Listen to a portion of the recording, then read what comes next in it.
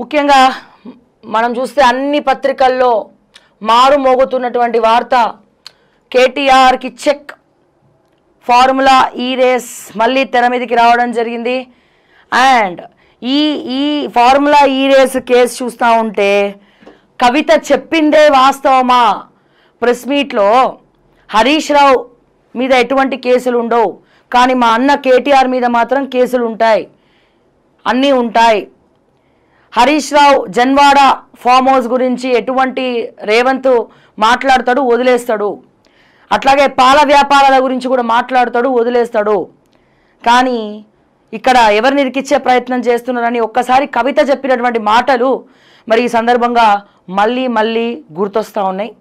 ఒకసారి చూద్దాము మరి ఫార్ములా ఈ రేస్ సంగతి ఏందో.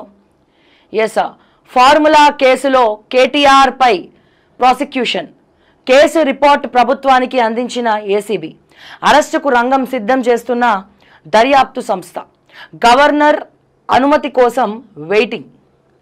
కేటీఆర్ A1 ఆయన కనుసన్నల్లోనే క్విడ్ ప్రోకో, నాటి మంత్రి ఒత్తిడితోనే నిర్వాహకులకు బ్యాంకు నుంచి చెల్లింపులు, బదులుగా స్పాన్సర్ సంస్థ నుంచి బీఆర్ఎస్కు 44 కోట్లు ఎలక్టోరల్ బాండ్లు.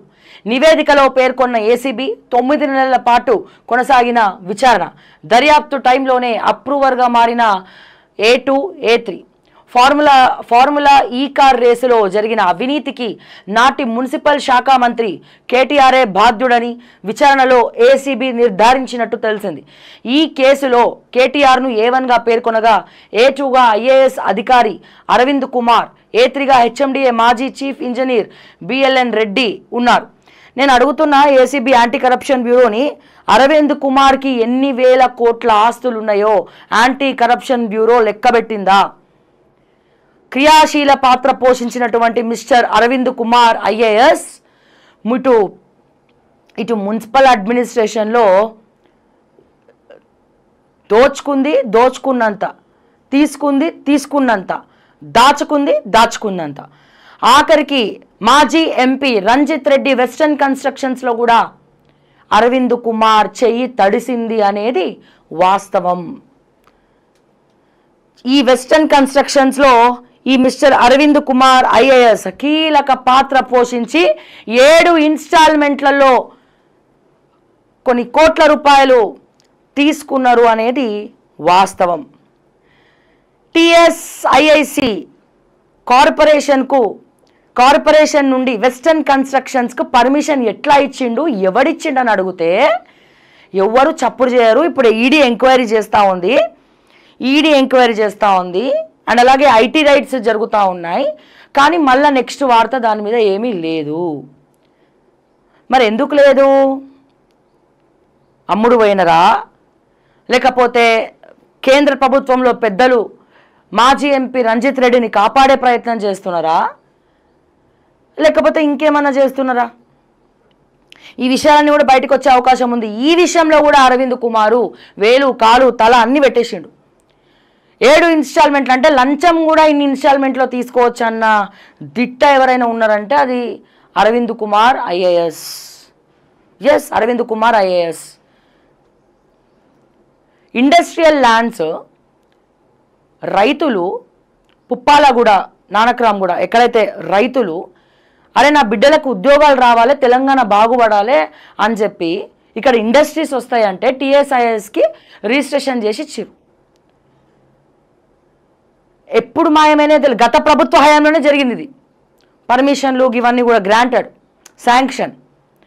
మెల్లగా ఏం చేసిర్రు, ఇక అక్కడ ఇండస్ట్రీస్ లేవు, తోటకూర కట్టలేవు, తాటికి మట్టలేవు. ఆల్ ఆఫ్ సడన్గా వెస్టర్న్ కన్స్ట్రక్షన్స్ అని వచ్చినాయి.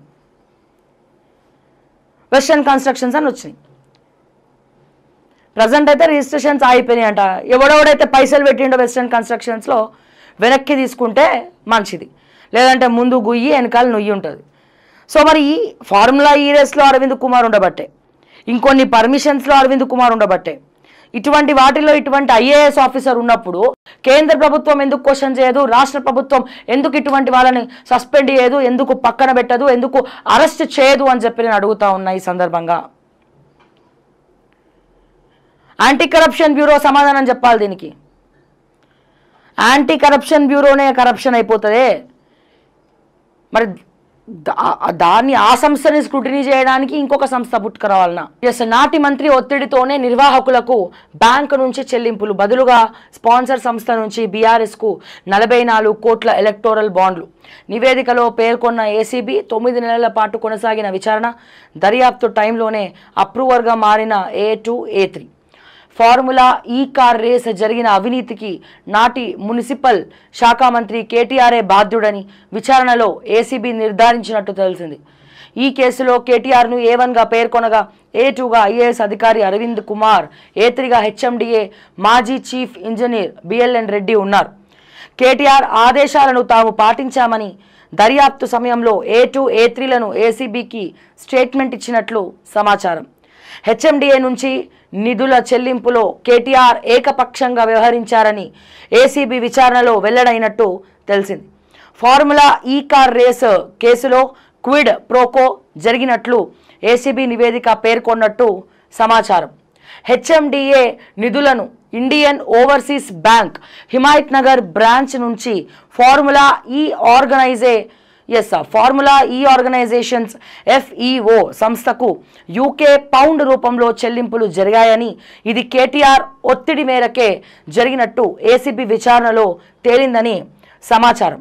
క్విడ్ ప్రోకోలో భాగంగా ఫార్ములా ఈ కార్ రేస్కు స్పాన్సర్గా వ్యవహరించిన నెక్స్ట్ జెన్ దాని మాతృ సంస్థ నుంచి బీఆర్ఎస్ పార్టీకి ఎలక్టోరల్ బాండ్ ద్వారా 44 కోట్లు అందినట్టు దర్యాప్తు బయటపడిందని టాక్.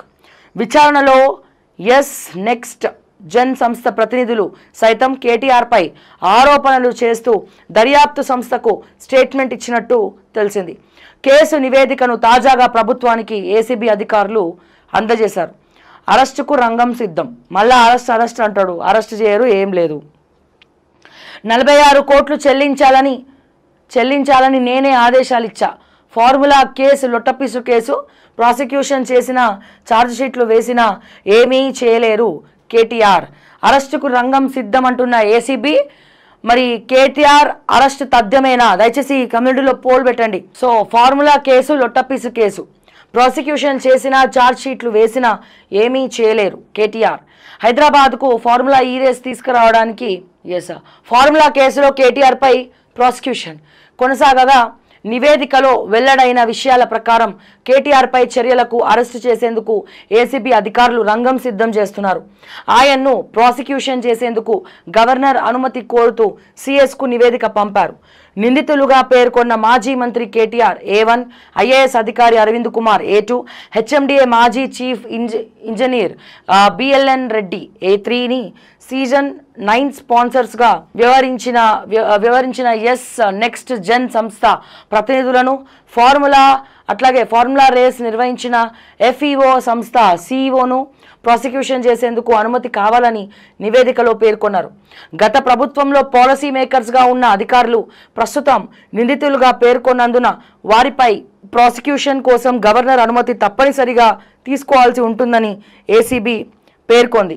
దానకిషోర్ ఫిర్యాదులో వెలుగులోకి ఫార్ములా ఈ కార్ రేసులో 54.88 కోట్ల హెచ్ఎండిఏ నిధులు దారి మళ్లాయని నాటి MAUD ప్రిన్సిపల్ సెక్రటరీ ఐఏఎస్ అధికారి దానకిషోర్ ఫిర్యాదు మేరకు డిసెంబర్ 19, 2024లో ఏసీబీ అధికారులు కేసు నమోదు చేశారు.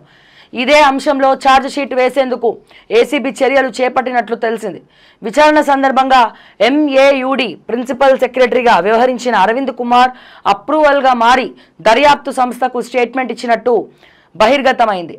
జూలై 3న రెండోసారి విచారణలోనూ ఫార్ములా ఈ కార్ రేస్ నిధుల విషయంలో కర్త కర్మ క్రియ కేటీఆర్ఏనని చెప్పినట్టు సమాచారం. నాటి మంత్రి ఆదేశాల మేరకే చెల్లింపులు జరిపినట్లు హెచ్ఎండిఏ మాజీ chief engineer BLN Reddy ACB అధికారులకు స్టేట్మెంట్ ఇచ్చినట్టు తెలుస్తోంది. 2 విడతలుగా 46 కోట్లను FEO సంస్థకు 80.6 కోట్లను ట్యాక్స్ రూపంలో ఇన్కమ్ ట్యాక్స్ డిపార్ట్మెంట్కు 1,10,00,000 ఫెడరేషన్ మోటార్ క్లబ్కు బదిలీ చేశారని, ఇలా మొత్తంగా హెచ్ఎండిఏ నిధులు 54.88 కోట్లు దుర్వినియోగం అయినట్టు ఏసీబీ అధికారులు FIRలో పేర్కొన్నట్లు తెలిసింది. సో మరి అతి త్వరలో మరి కేటీఆర్ అరెస్ట్ తథ్యం అని అంటున్నారు, వార్తలు అయితే గుప్పమంటున్నాయి.